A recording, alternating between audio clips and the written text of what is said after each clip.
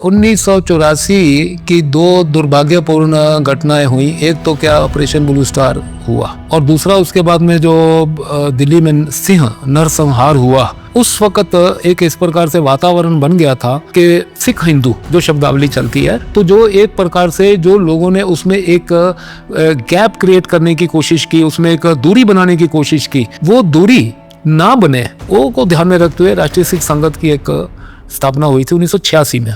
बहुत अच्छा काम सिख संगत करता रहा कि जिसमें एक गुरबानी में एक जो है शब्द आता है, कहते सभ्य सांझी वाल सधायन किसे नदी से बाहर जियो, कि ईश्वर की जो ये सृष्टि है वे सब साझी है, कोई बाहर का नहीं है। इस्लाम का ये मानना कि आप अगर शहादा को मानते हो तो आप सुन्नत को जो मानते हो तो आप मोमिन हो, नहीं तो आप काफिर हो। और काफिर जो है वाजिबुल कत्ल है और हर काफिर को मोमिन करना जो है वो जायज़ है। कि कोई हिंदू मेरे तख्त से, जो क्योंकि तख्ते ताउस पे जिस पे वो बैठा करता था, उससे ऊंचा तख्त किसी हिंदू का नहीं होगा, और कोई हिंदू जो है वो घोड़े पे सवारी नहीं करेगा।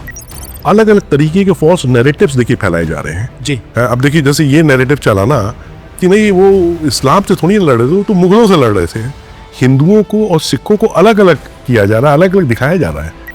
जहां तक मुझे जानकारी है, भारत के उस समय लिखे गए जितने भी धर्म ग्रंथ थे, किसी धर्म ग्रंथ में शायद बाबर के अत्याचार के बारे में चर्चा नहीं हुई, लेकिन गुरु नानक देव जी ने उसमें बाबर के बारे कहा था। भारत में ये पूरी तरह से मुगल और तुर्क जो है ये इनका शासन आ चुका था, और अपने शासन को और ज़्यादा जो है सुदृढ़ करने के लिए उन्होंने हमारी संस्कृति पे चोट करनी शुरू कर दी थी।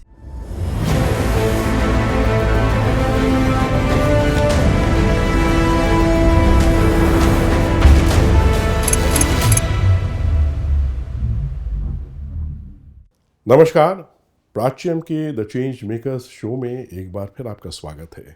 आज मैं आपसे वो चीज़ें साझा करूंगा जो शायद पहले कभी नहीं की। प्राच्यम के इस अनुष्ठान की, इस इंडिक रिवॉल्यूशन की और इस मिशन की शुरुआत हमने क्यों की? हमने ये शुरुआत इसलिए की कि दुनिया भर की जितनी भी भारत विरोधी ताकतें थीं, वो भारत के खिलाफ, हिंदू धर्म के खिलाफ, हमारी सनातन संस्कृति के खिलाफ बहुत ही झूठे नैरेटिव्स गढ़ती थीं। बहुत से झूठे नैरेटिव्स तरह तरह के, और media, films, social media, audio visual medium के द्वारा उसको हमारे देश में हमारे युवाओं के बीच फैला के उनको दिग्भ्रमित करती थी। तो पहला उद्देश्य ये था कि इन फेक नैरेटिव्स को काउंटर करने के लिए उनसे भी बेटर वर्ल्ड क्लास क्वालिटी में हम लोग बहुत ही सशक्त फिल्में बनाएंगे। हम उसी मीडिया का, उसी वेपन का प्रयोग करके उनकी सब बातों को खारिज करेंगे, उसका खंडन करेंगे। और दूसरा उद्देश्य ये था कि भारत जैसी महान संस्कृति, इतना महान देश, ऐसी अद्भुत यहाँ की ज्ञान परंपराएं, यहाँ का विज्ञान, यहाँ का दर्शन, यहाँ का इतिहास, यहाँ की परंपराएं, ये पूरे विश्व में अन्यत्र कहीं नहीं है ऐसा। भारत का बहुत बड़ा योगदान पूरे विश्व को रहा है। तो हमें लगा कि भारत का जो सच्चा नैरेटिव है, ये हमारा कर्तव्य है, हम सबका कर्तव्य है कि उस नैरेटिव को पूरी सत्यता के साथ हम विश्व पटल पे स्थापित करें। इन दो उद्देश्यों के साथ हमने प्राच्यम के इस मिशन की शुरुआत की, जिसमें बहुत ही अपार हमें आप सब लोगों का प्रेम मिला, सहयोग मिला, और इसको अभी हमको बहुत आगे लेके जाना है इस मिशन को।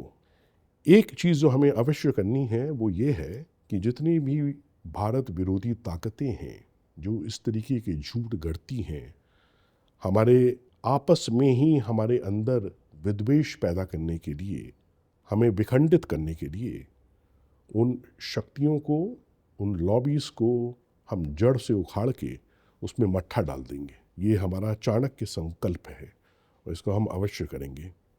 भारत की जो संस्कृति है, हमारा जो धर्म है, जो हमारा हिंदू धर्म है, जो हमारा सनातन धर्म है, उसके मायने बहुत ही व्यापक हैं। प्राच्य में हमारा मानना है कि इस भारत की संस्कृति के, इन वैदिक परंपराओं के हम सभी ही संवाहक हैं। चाहे वो हम हिंदू हों, चाहे वो सिख हों, चाहे वो बौद्ध हों, चाहे वो जैन हों, चाहे वो पारसी हों, वो भी अग्नि पूजक है, और या वो यजीदी हों, ये सबकी संस्कृति, सबके धर्म का एक ही मूल है, एक ही उद्गम स्थल है। वहीं से उसकी अविरल धाराएं निकली और अलग अलग नाम के रूप में उनकी पहचान हो गई। बहुत समय से ये कोशिश की जा रही है कि भारत में रहने वाले लोगों को आपस में बांट दिया जाए, चाहे वो आर्यन इन्विजन थ्योरी का झूठ प्रस्थापित करके हो, जिसमें आर्यन और द्रविडियन दो भाग में भारत को बांटा गया, चाहे वो हिंदू और सिखों के बीच में इस तरीके से एक गहरी एक खाई खोद दी गई, कैसे बांटने का प्रयास किया जा रहा है, ये बहुत ही कष्टप्रद है। ये देख के बहुत दुख होता है, क्योंकि हम एक ही परिवार के अंग हैं, हम एक ही ऋषि परंपरा के, एक ही संस्कृति के संवाहक हैं। आज जिसकी बहुत दिनों से हमें इच्छा थी, आज हम हमारे महान सिख गुरुओं का क्या योगदान रहा है, कैसे कैसे उन्होंने बलिदान किए हैं, और किस तरीके से झूठे नैरेटिव फैलाए जा रहे हैं हिंदुओं और सिख को आपस में बांटने के लिए, आपस में उनके बीच विद्वेष पैदा करने के लिए, उनको सबजुगेट करने के लिए, उनका सबवर्जन करने के लिए। आज हम इन सब बातों को बहुत खुल के इस पे हम चर्चा करेंगे, और आज हमारे बीच हमें बहुत प्रसन्नता है कि इसके एक्सपर्ट श्री राजन खन्ना जी हमारे साथ हैं। बहुत बहुत धन्यवाद राजन जी, आप आए हमारे स्टूडियो में। श्री राजन खन्ना, उन्होंने बहुत अद्भुत काम किया है इस दिशा में। उन्होंने पुस्तक का लेखन किया है गुरु नानक देव जी पे। उन्होंने अनेक प्लेटफॉर्म्स पे जाके इन झूठे नैरेटिव्स का खंडन किया है, और आज हम उनसे बात करेंगे। और इससे पहले कि हम राजन जी के पास चलें, एक बार आपसे फिर से निवेदन है कि प्राच्यम सिर्फ यूट्यूब चैनल नहीं है।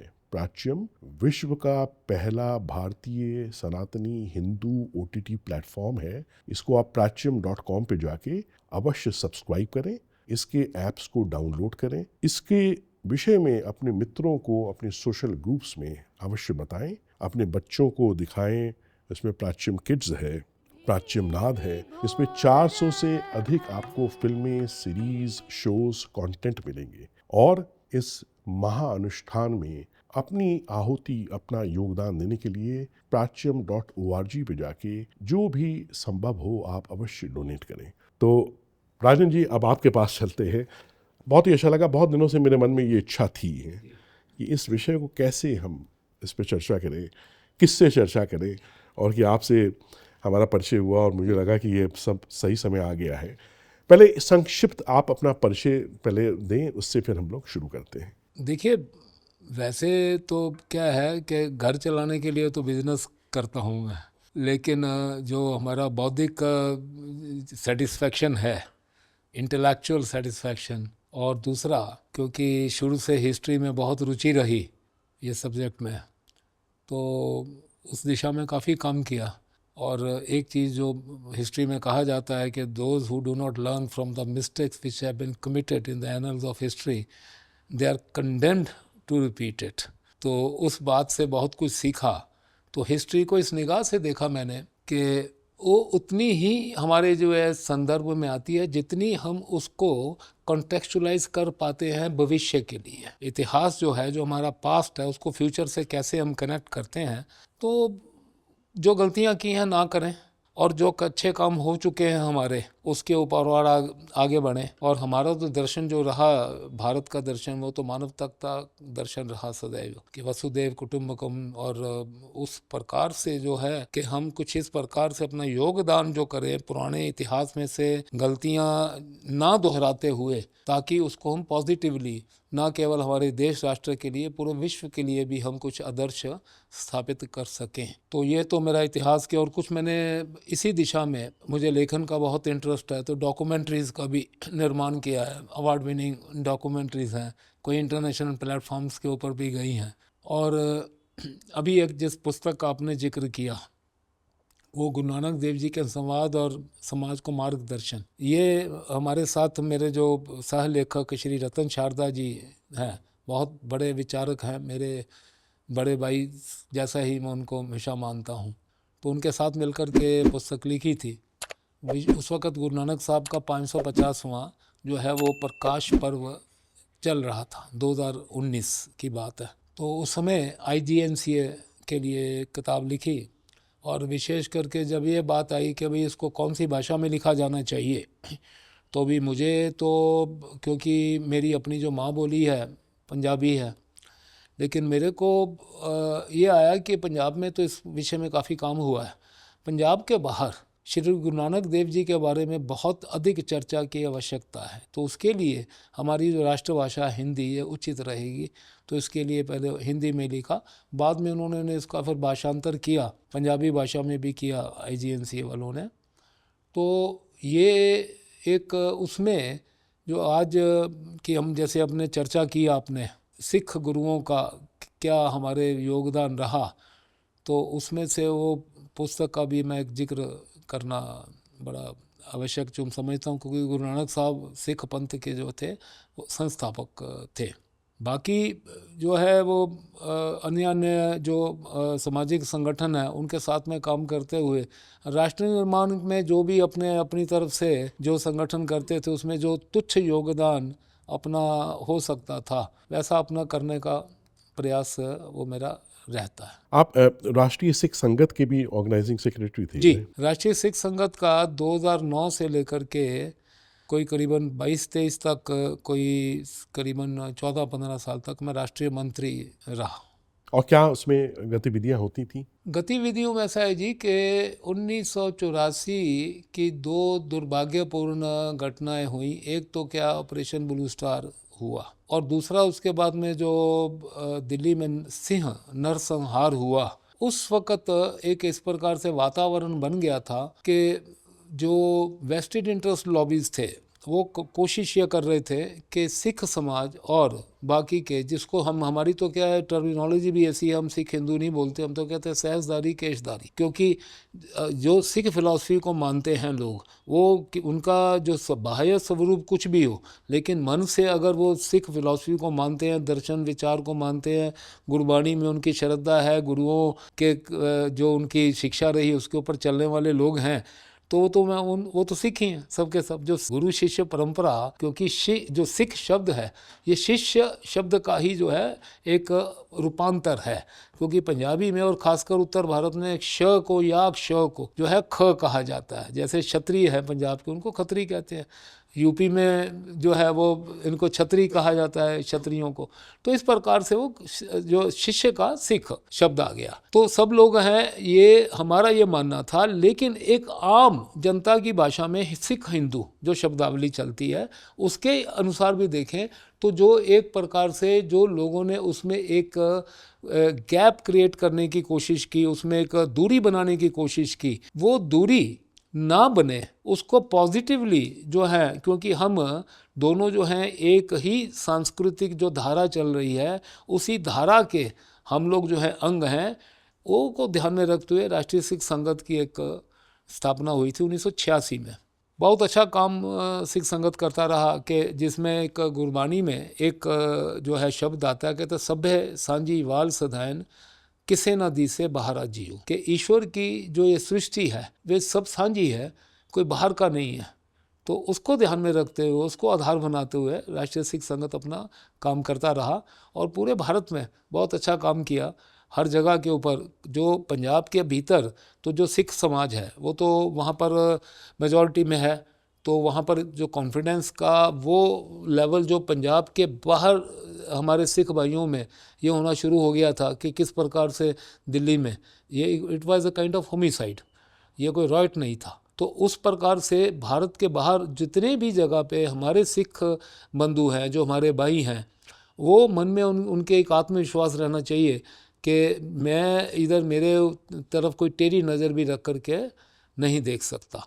तो इस आत्मविश्वास को जगाने में और दैनिक जो अपने सामाजिक आपस में बातचीत होती है उसमें सिख संगत की बड़ी अच्छी भूमिका रही।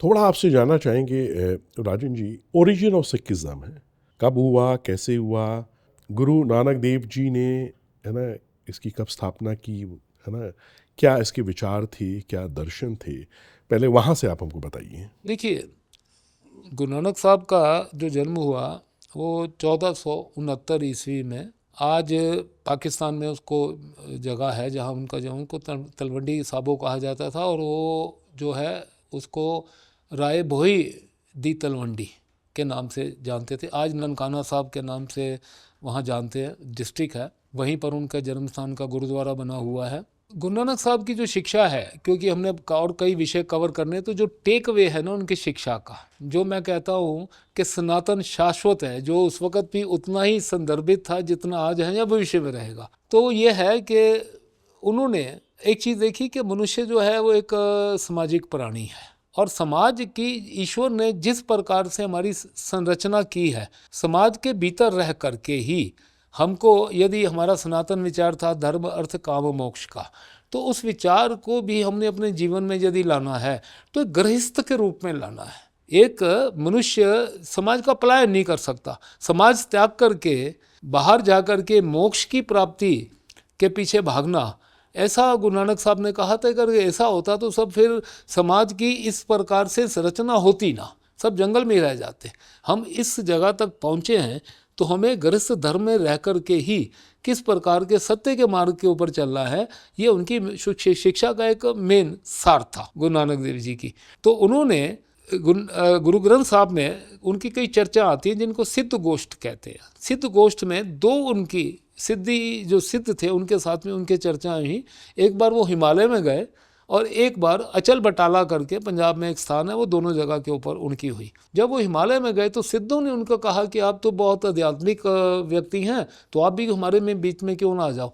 तो उन्होंने उनको एक बात कही थी कि देखिए, इस समय समाज की बहुत ज़्यादा अवनति जो हो चुकी है, जो समाज के विचारक हैं, जो समाज के बारे में चिंतक लोग हैं, वो समाज के बीच में रह कर के नेतृत्व करें, तभी समाज जो है इस जो निचाई है उससे बाहर निकल पाएगा। और हम अपने स्वार्थी होकर के अपने मोक्ष के लिए यदि हिमालय की कंदरों में आकर के तप करेंगे तो समाज का फिर विचार कौन करेगा। तो समाज का विचार करने वाले लोग हमें चाहिए। तो ये ध्यान में रख कर के उन्होंने सारी जीवन भर वही काम किया उन्होंने, गुरु नानक देव जी ने। तो एक दूसरा उनका संवाद हुआ सिद्धों के साथ में ही, यहाँ पर अचल बटाला में। वहाँ पर भी उन्होंने कहा कि वो गृहस्थ लोगों को बहुत मतलब सिद्ध जो थे वो नीचा दिखाने के लिए, देखिए कि हम तो समाज का परित्याग करके आए हैं और समाज के भीतर रह कर के ईश्वर की प्राप्ति नहीं हो सकती। तो एक बड़ी साधारण बात कही उन्होंने उनको, कहते देखिए, आप तो आपका भरण पोषण करने के लिए जिस गृहस्थ के दरवाजे पे जाते हो भिक्षा लेने के लिए, उसी समाज को आप तिरस्कृत कर रहे हो, आप बोलते हो कि वहाँ पर जो है ईश्वर की प्राप्ति नहीं हो सकती है। तो ये बात जो है वो उन्होंने उस बात को भी उसका खंडन किया। तो एक जो सबसे बड़ी टेक अवे जो लेके मैं जा रहा हूँ, क्योंकि हम लोग आज के युग में ये सोचें कि अगर उस हमारा जो मूल सिद्धांत है कि मोक्ष की प्राप्ति, तो मोक्ष की प्राप्ति तो हमारे किसी भी ग्रंथ में ऐसा नहीं लिखा हुआ है कि आप समाज का परित्याग करके समाज के भीतर रहिए। समाज के नियमों का जो है वो नियम सही तरीके से नियम बने और समय समय पर उनका अवलोकन हो, उनका पालन हो, और उस प्रकार से जो है समाज के अंदर रह कर के हम देश राष्ट्र की और एवं मानवता की जो बढ़ोतरी के लिए क्या काम कर सकते हैं, ये गुरु नानक साहब ने सिखाया है। फिर उनके एक सिद्धांत थे 3 जो मूल सिद्धांत हैं। पंजाबी में उसको कहते हैं कि किरत करो, नाम जपो, वंड छको। किरत मतलब सिंपलीफाई कर दिया उन्होंने गीता के कर्म योग को। सिंपल काम करके ही जीवन यापन करना है अपने लिए, और नाम जपना है, क्योंकि अगर आप नाम जपोगे तो आपकी काम करने की शक्ति भी बढ़ेगी। और जिस प्रकार से गीता में कहा गया है कि निष्काम कर्म, उसकी प्रेरणा आपको नाम जपने से आएगी।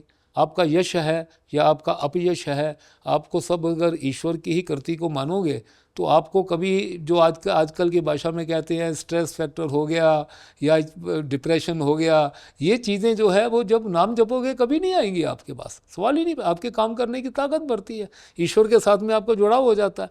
और तीसरी बात उन्होंने वांडे छको, मतलब बांट के खाइए, बांट के खाइए। देखिए उस वक़्त समाज की परिस्थिति जो थी ना वो इतनी खराब हो चुकी थी। इसके साथ में वांडे छक्के के साथ में एक सिख सिद्धांत है लंगर का सिद्धांत, मैं उसकी भी चर्चा करूँगा कि बाबर का उस वक़्त उनके गुरु नानक साहब के समय ही बाबर ने भारत पे आक्रमण किया।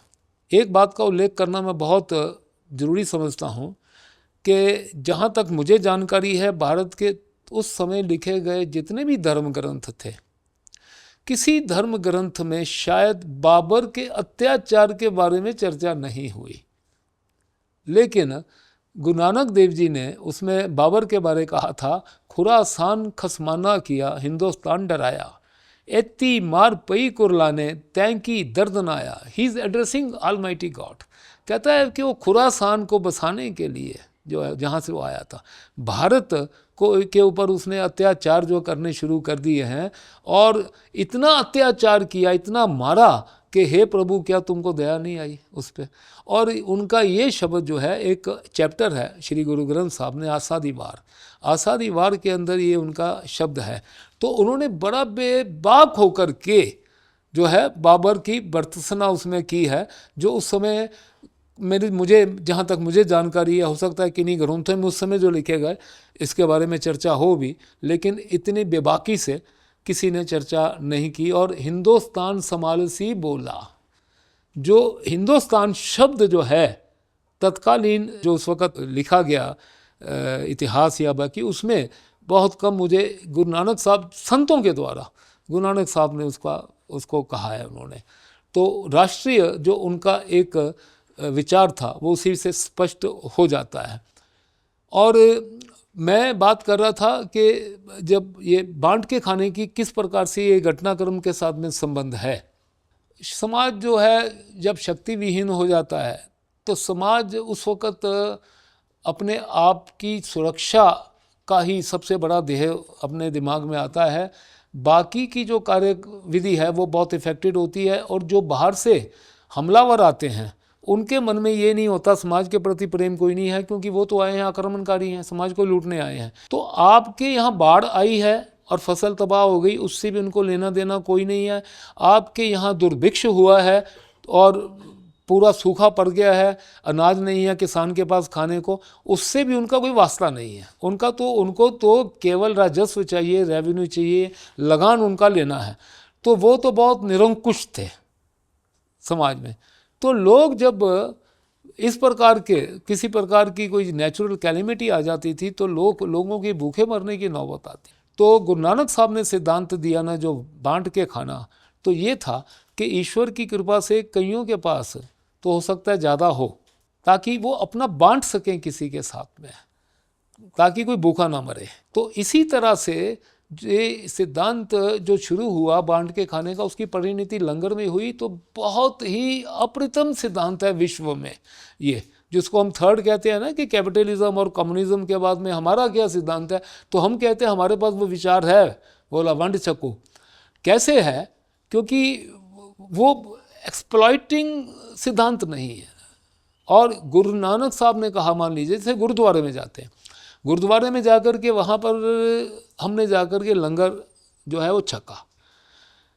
लंगर छका तो मतलब हमने किससे लिया? गुरु के घर से लिया, मुझे किसी ने खिलाया नहीं। तो मेरे मन में किसी प्रकार की हीन भावना नहीं है कि मैंने किसी से मांग कर खाया। मेरे को तो जो ईश्वर ने सबको दिया, मैं उसी के ईश्वर के द्वार पे आया हूँ, वहीं खा रहा हूँ। और जो देता है, जिसके पास में अधिक है, वो जो लंगर में आकर के अपनी सेवा करके जाता है, उसके मन में किसी प्रकार का अभिमान बोध नहीं होता, क्योंकि वो कहता है जिसने इतना कुछ दिया है ना, तो वो हमारे गुरबाणी में आता है कि तेरा दिता खावना तू दाता दातार, कि तू ही देने वाला है, तेरा मैं खा रहा हूँ, तेरा ही जो मैं खा रहा हूँ वही मैंने अगर थोड़ा मेरे भाई को भी खिला दिया है। तो ये जो सिद्धांत था, इसी सिद्धांत को लंगर के सिद्धांत में गुरु नानक साहब ने शुरू किया था। तो तीनों बातें आ गई, किरत करो, नाम जपो, वंड छको। फिर उनका एक बहुत बढ़िया, उन्होंने स्वयं के ऊपर ये प्रयोग किया। पहले तो 27,000 किलोमीटर वो पूरे विश्व में उन्होंने चले, पैदल चल करके। उसको हम उदासियाँ कहते हैं।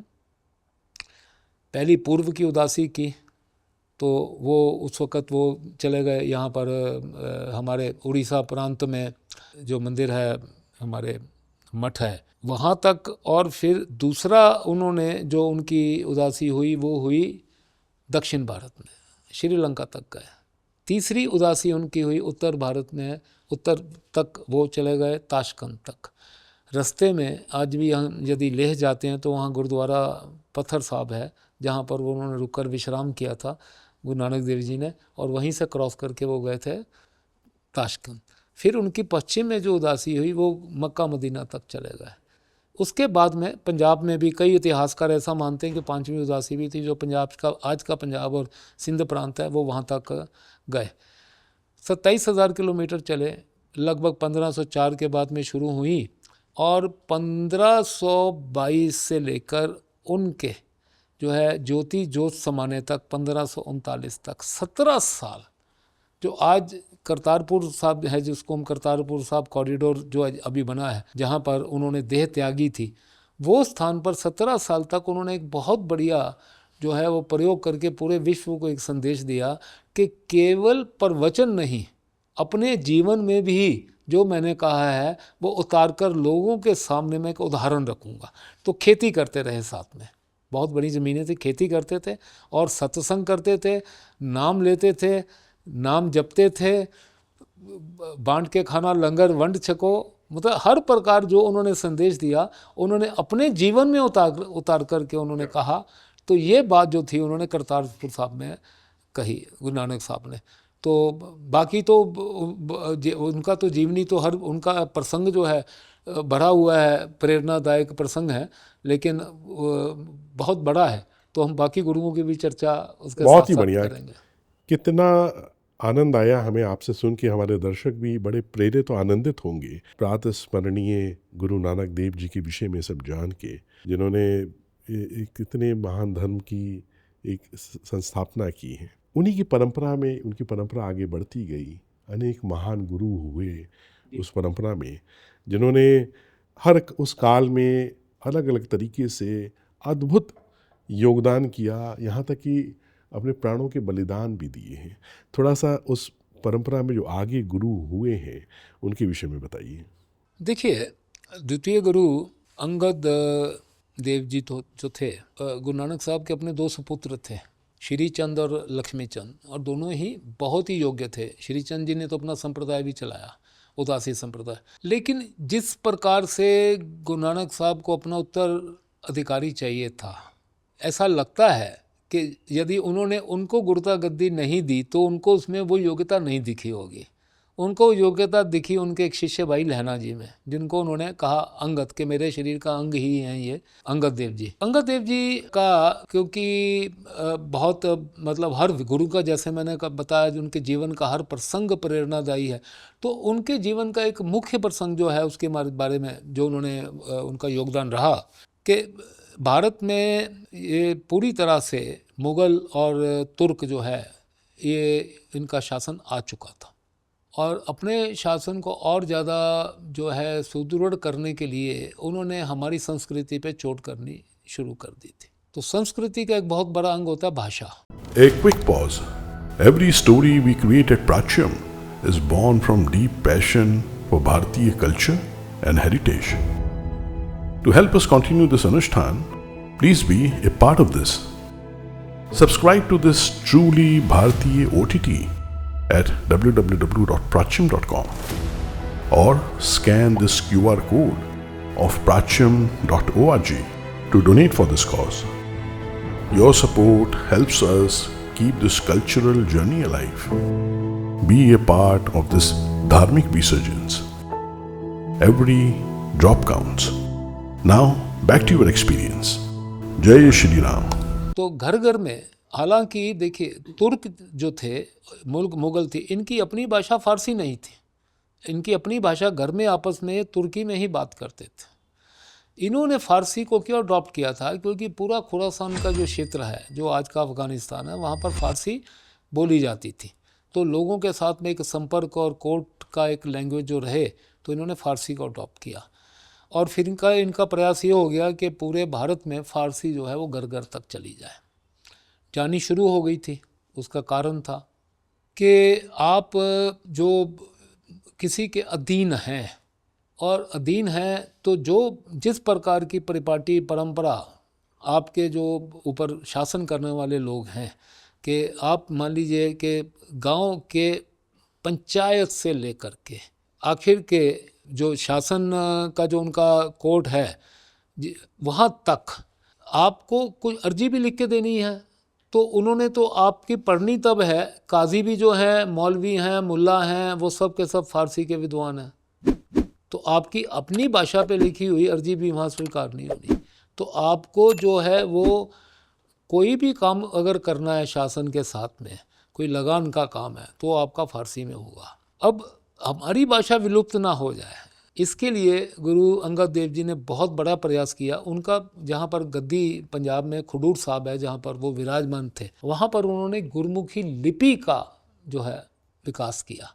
और गुरमुखी लिपि का विकास कर, गुरमुखी लिपि जो दो उससे समय प्रचलित लिपियाँ, एक तो शारदा लिपि जो है कश्मीर में शारदा आश्रम से निकली, उससे बहुत ज़्यादा इसका समीपता है, और एक पंजाब में लंडे लिपि भी चलती थी। तो एक प्रकार से, और बाद में गुरु ग्रंथ साहब भी जो है वो गुरमुखी में ही लिखे गए, और उन्होंने उसको बांध दिया उस बात को कि घर घर में फारसी जो है, अभी ठीक है कोर्ट लैंग्वेज हो सकती है, शासकीय लैंग्वेज हो सकती है, लेकिन सामाजिक लैंग्वेज जो है हम फारसी को नहीं बनने देंगे।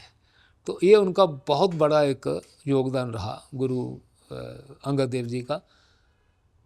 तीसरे गुरु अमरदास जी जो थे, उन्होंने बहुत बड़े अप्रतिम, एक तो उन्होंने जो लंगर प्रथा थी उसको उन्होंने कर दिया इंस्टीट्यूशनलाइज, पूरा संस्थागत कर दिया कि आप लंगर का आएंगे तो आपने संगत और पंगत का सिद्धांत बनाया। संगत सारे आने वाले, पंगत मतलब साथ में बैठ के खाएंगे, कोई ऊंचा नहीं है, कोई नीचा नहीं है। तो सामाजिक कुरीति को एक झटके में उन्होंने जो है वहाँ पर ध्वस्त करके रख दिया अमरदास जी ने। दूसरा क्या हुआ था, क्योंकि ये मुग़ल आते थे, ये हरम वरम बनाने के चक्कर में बहुत जो है हिंदू महिलाओं का अपहरण होता था, उसकी वजह से सती बहुत ज़्यादा बढ़ गई। तो उन्होंने कहा कि नहीं, ये सती प्रथा के ऊपर बिल्कुल भी, और इन्होंने उसको रुकवाया, और बहुत बड़े उसके कारण दिए कि, और गुरु नानक साहब ने कहा है गुरुवाणी में कि सो क्यों मंदा आखिए जिस जम्मे राजान, जिस स्त्री के कोख से राजा पैदा होते हैं उसको मंदा क्यों कहें उसको, ठीक है। उसके ऊपर चलते हुए तो उन्होंने इस जो हमारी माताओं बहनों का स्थान है समाज में, वो समान जो है वो सती की चिता में उन्होंने कहा नहीं है, ये स्थान जो उनका है वो स्थान उनको मिलना चाहिए। और बहुत स्त्री के जो अधिकार हैं, और स्त्री को जिस प्रकार से हमारे वेदों में हमने कहा कि यत्र नार्यस्तु पूजयन्ते रमन्ते तत्र देवता, तो उसका जो पूजनीय होने का अधिकार है वो रिस्टोर उन्होंने, जो कुरीतियों के कारण से आ गया था, यहाँ तक हो गया था कि आज भी हम देखते हैं कि वहाँ पर देखो कि कितनी बड़ी उत्तर भारत में जो सेक्स रेशियो है, कितनी मेल और फीमेल की कितनी ज़्यादा डिस्टर्ब्ड है। तो उसके, और आज भी लोग जो हैं पुत्र की ज़्यादा इच्छा करते हैं। तो उन्होंने उस वक़्त कहा था कि नहीं, पुत्री का स्थान जो है पुत्र से नीचा नहीं है।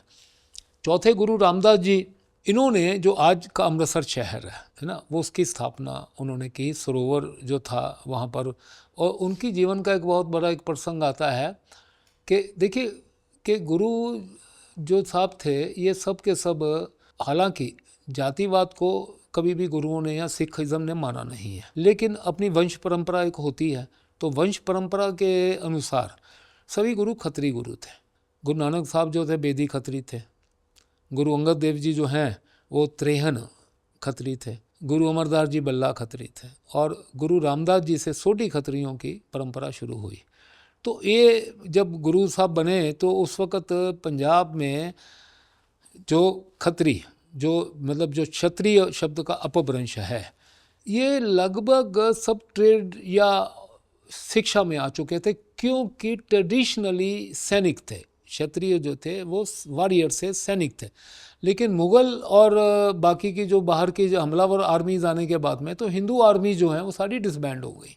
तब आर्मी में अब जगह नहीं है तो क्या करेंगे, तो फिर उन्होंने अल्टरनेटिव जगह ढूंढ ली है कि शिक्षा का जो क्षेत्र है वो भी पूरा उनके हाथ में हो गया। और फिर उसके बाद में ट्रेड जो है बहुत ज़्यादा, अब जो ट्रेडर्स थे उनको बहुत ज़्यादा जो मुग़लों के नवाब थे, दिल्ली में सत्ता जो थी मुग़लों की, और उनके आगे नवाब होते थे हर प्रोविंस में, उनके सेट्रप्स, उन्होंने बहुत पीड़ित प्रताड़ित करना शुरू कर दिया जो हिंदू ट्रेडर था। अब वो गुरु साहब के पास में फरियाद लेके गए तो उन्होंने कहा कि ठीक है, एक काम तो ये करते हैं कि जितने लोग हैं यहाँ पर अमृतसर नगरी जो थी वो तो चारों तरफ एग्रेरियन लैंड थी, फार्म लैंड थी पूरी की पूरी, तो इसको हमने नगरीय रूप एक देना। तो उसके लिए जहाँ जहाँ से पीड़ित प्रताड़ित जितने भी व्यापारी थे, वो मुल्तान के हों कि लाहौर के हों कि गुजरांवाला के कसूर के ऊपर चकवाल के, तो इन लोगों को उन्होंने वहाँ पर जो है स्थान दिया। और आज अमृतसर शहर में अगर आपको उनके पूर्व मिलते हैं ये सब व्यापारी, तो उनके पूर्व जो हैं वो उनके ऊपर कृपा दृष्टि हुई गुरु रामदास जी की, तो सब यहाँ पर आए। गुरु अर्जुन देव जी 5वें गुरु जो थे, उन्होंने अपने समेत 5 गुरु जो थे वो जमा भारत के जितने भी निराकार के उपासक थे वो सब, और कुछ भट्ट, ठीक है, और कुछ जो है सिख जो थे, सिख शिक्षा को मानने वाले, सब मिलाकर 36 जो है वो महापुरुषों की जो वाणी है उनका संग्रहित किया। और 1604 में अमृतसर में गुरु ग्रंथ साहब की पहली प्रति जो है वो बनी। किसी के बारे में कुछ भी नेगेटिव, ये एक ग्रंथ ऐसे हैं जिसके बारे में नहीं कहा गया। ईश्वर की उपासना, उसके साथ में हमारा क्या संबंध है और मानव जीवन कैसा होना चाहिए, इसी के बारे में उन्होंने चर्चा की है। और इसका जो राष्ट्रीय स्वरूप ऐसा है कि भारत के हर प्रांत से जो निराकार के उपासक संत हैं उनकी वाणी सम्मिलित हुई। अब हम महाराष्ट्र में बैठे हैं तो महाराष्ट्र से नामदेव जी उनकी वाणी हुई, परमानंद जी थे, त्रिलोचन जी थे, ये सबकी वाणी उसमें सम्मिलित की गई। उत्तर प्रदेश से सूरदास जी की वाणी आई, रामानंद संप्रदाय के स्वामी थे जो निराकार के उपासक थे, उनकी भी वाणी आई। सबकी वाणी उन्होंने संग्रहित की। और फिर उसके अलावा कुछ एक मुसलमान संत थे, वैसे तो शेख फरीद जी सूफी संत रहे, उनकी वाणी भी है उसमें। संत कबीर जी की गुरुओं के बाद में सबसे अधिक अगर उसमें शब्द हैं तो संत कबीर जी के हैं उसमें। एक सदना करके सिंध प्रांत में कसाई था, लेकिन वो जब सिख शिक्षा के ऊपर उसने पद चिन्हों पे चलना शुरू किया और फिर जब धर्म के मार्ग पे आया तो उसने की भी कुछ रचनाएं जो हैं वो भी उसमें शामिल की गई हैं गुरु ग्रंथ साहब में। तो इनके बारे में जब ग्रंथ की रचना हुई, दिल्ली में बादशाह जहांगीर था, उसको जहांगीर को ने एक विचार किया कि जब ये सब भारत भर के संतों की उसमें आप वाणी संग्रहित कर रहे हो तो कुछ इस्लाम का भी आप शामिल करो। तो इन्होंने साफ मना कर दिया कि मैं जो है, मेरा जो मार्ग है, जो मेरा गुरु नानक साहब ने दिखाया उसी मार्ग के अनुसार चलते हुए जो निराकार के उपासक हैं मैंने उनका इसमें वाणी ली है। तो 2 बातों, एक वो और दूसरा उसका शहजादा था जो भागा पंजाब की तरफ। तो गुरुओं का तो गुरु हैं, वो तो मानवता के रूप में कोई आता है शरणागत तो उसको शरण देते हैं, शरण दी। तो उसने जहांगीर ने तुझके जहांगीरी में लिखा है, कहता है कि पंजाब में ब्यास नदी के किनारे एक हिंदू फकीर जूट की दुकान चला रहा है जिसे बंद करना पड़ेगा। तो ये दुर्भावना के साथ उसने लाहौर में रावी नदी के किनारे सन 1606 में गुरु अर्जन देव जी का जो है उनका बलिदान हुआ। अब ये जो बलिदान हुआ तो शर्त ये रखी गई कि आप इस्लाम स्वीकार कर लो। उनका बलिदान जो है वो मैंने जैसे बताया कि रावी नदी के किनारे बहुत उनके ऊपर जो है अत्याचार करके बादशाह जहांगीर ने करवाया, और शर्त यही थी कि आप इस्लाम स्वीकार कर लो। तो उन्होंने कहा नहीं करेंगे। इस संदर्भ में एक बात मैं बताना चाहूँगा कि जितने भी मुख्य, वैसे तो हज़ारों लाखों बलिदान हो गए उस समय इस्लाम ना स्वीकार करने की शर्त को लेकर के, लेकिन मुख्य रूप से जो सिख परंपरा में बलिदान हुए 1606 में इनका लाहौर में होता है। 1675 में दिल्ली में, जहाँ चांदनी चौक में गुरुद्वारा शीशगंज उपस्थित है, वहाँ पर गुरु तेग बहादुर जी का अपने 3 शिष्यों के साथ होता है। अभी जो है वो 350वां उनका बलिदान वर्ष जो है वो पूरे भारत में लोग जो हैं उनके स्मरण में मना रहे हैं। उसकी चर्चा मैं बाद में करता हूँ। ये 1675 में होता है। 1704 में गुरु गोविंद सिंह जी के बड़े 2 जो साहिबजादे हैं चमकौर के युद्ध में, वो तो वीरगति को प्राप्त होते हैं। छोटे 2 साहिबजादे हैं, उनका बलिदान होता है।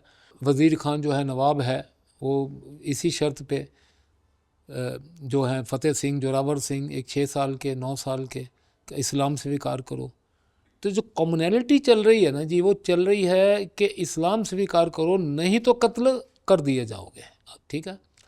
1704 के बाद में जो और मुख्य 1716 में दिल्ली में बंदा सिंह बहादुर, उसको कहा जाता है कि इस्लाम स्वीकार करो, नहीं करते तो उसका 4 साल का बच्चा अजय सिंह है, उसका कलेजा निकाल कर उसके मुंह में ठूंस दिया जाता है, लेकिन इस्लाम स्वीकार नहीं करता वो। 1738 में जो सिख ग्रंथों के रचयिता हैं भाई मणि सिंह जी, सिख इतिहासकार, उनका बलिदान भी इसी तरह से होता है कि उनके शरीर के एक एक जो बंद बंद हैं वो काट करके उनके प्राण लिए जाते हैं। 1745 में भाई तारू सिंह, इनका बलिदान होता है।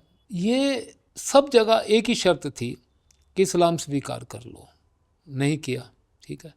तो बात ये आती है कि ये किसी एक राजकीय जो शासन व्यवस्था है उसके साथ में, कोई लोग कहते हैं कि मुग़लों के साथ विरोध था या फलाने सुल्तान जो थे उनके साथ में, ऐसा कुछ नहीं है। ये जो कड़ी चलती आ रही है वो क्योंकि इस्लाम का ये मानना कि आप अगर शहादा को मानते हो तो आप सुन्नत को जो मानते हो तो आप मोमिन हो, नहीं तो आप काफिर हो। और काफिर जो है वाजिबुल कत्ल है, और हर काफिर को मोमिन करना जो है वो जायज़ है और सवाब का काम है।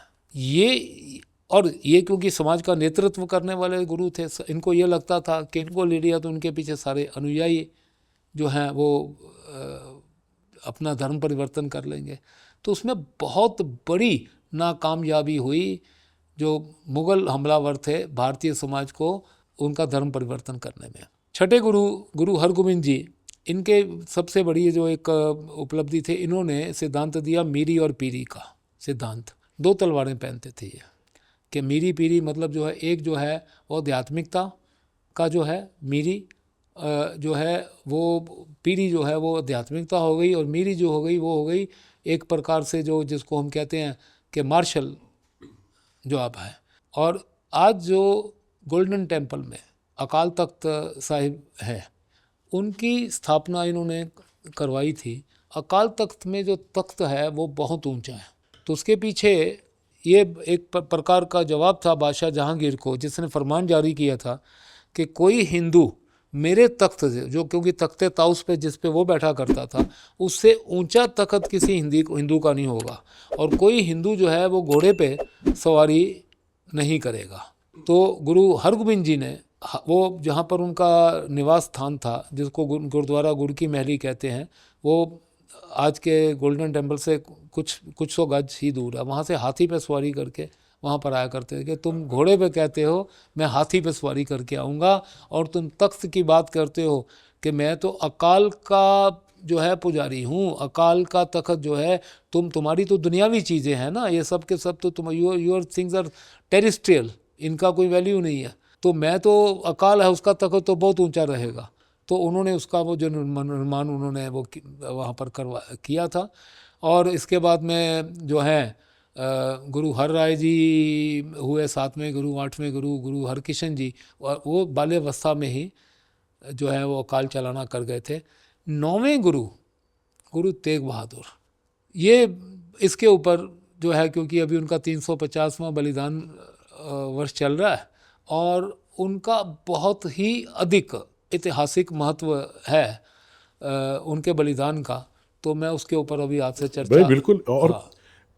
अलग अलग तरीके के फॉल्स नैरेटिव्स देखिए फैलाए जा रहे हैं, जी, है ना, उनकी बलिदानी को लेकर भी कैसे अब देखिए ये लोग सबवर्जन कर रहे हैं, कैसे उसको उस नैरेटिव को डिस्टॉर्ट कर रहे हैं। जी, है, अब देखिए जैसे ये नैरेटिव चलाना कि नहीं वो इस्लाम से थोड़ी लड़ रहे थे, तो मुगलों से लड़ रहे थे।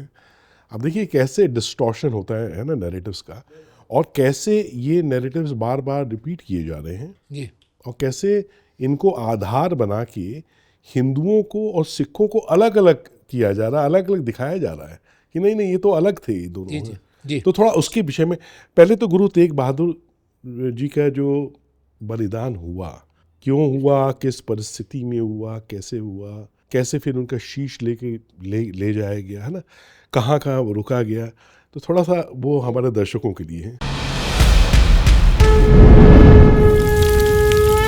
From the timeless Vedas to the valiant warriors, from the wisdom of the rishis to the dreams of a new Bharat, our civilization has never stopped inspiring the world. Prachyam, the world's first Indic OTT, brings the glory of Bharat to the world. 400 plus films and series. From history to heritage, from devotion to discovery, every story is an offering to our eternal civilization. From G20 to Tokyo, the world is witnessing the voice of Bharat rise again. बहुत बड़ी सनातन की सेवा हो रही है, ज्ञान का पुनरुद्धारण का कार्य है। Pratyam is doing an amazing job. 60 साल में हमने जो खोया को वापस लाने का काम कर रहा है। आपका ये प्रयत्न ईश्वर की आराधना ही है। Your contribution is not a donation. It is an ahuti in this Mahayagya of the Indic Renaissance.